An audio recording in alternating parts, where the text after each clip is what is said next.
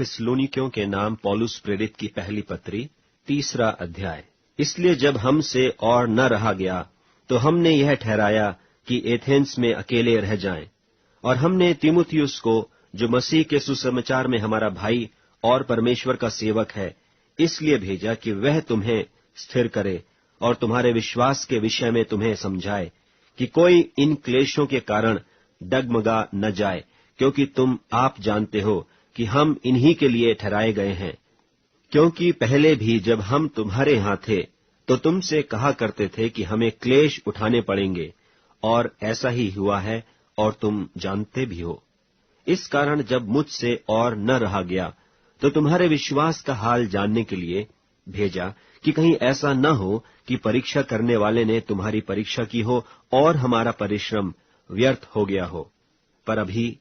तीमुथियुस ने, जो तुम्हारे पास से हमारे यहाँ आकर तुम्हारे विश्वास और प्रेम का सुसमाचार सुनाया, और इस बात को भी सुनाया कि तुम सदा प्रेम के साथ हमें स्मरण करते हो और हमारे देखने की लालसा रखते हो, जैसा हम भी तुम्हें देखने की।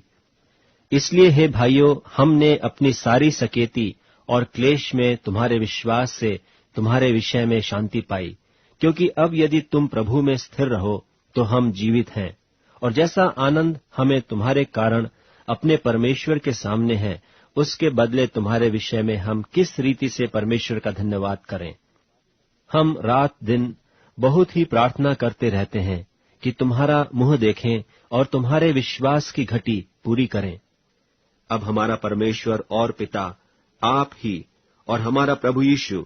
तुम्हारे यहाँ आने के लिए हमारी अगुवाई करे, और प्रभु ऐसा करे कि जैसा हम तुमसे प्रेम रखते हैं, वैसा ही तुम्हारा प्रेम भी आपस में और सब मनुष्यों के साथ बढ़े और उन्नति करता जाए, ताकि वह तुम्हारे मनों को ऐसा स्थिर करे कि जब हमारा प्रभु यीशु अपने सब पवित्र लोगों के साथ आए तो वे हमारे परमेश्वर और पिता के सामने पवित्रता में निर्दोष ठहरें।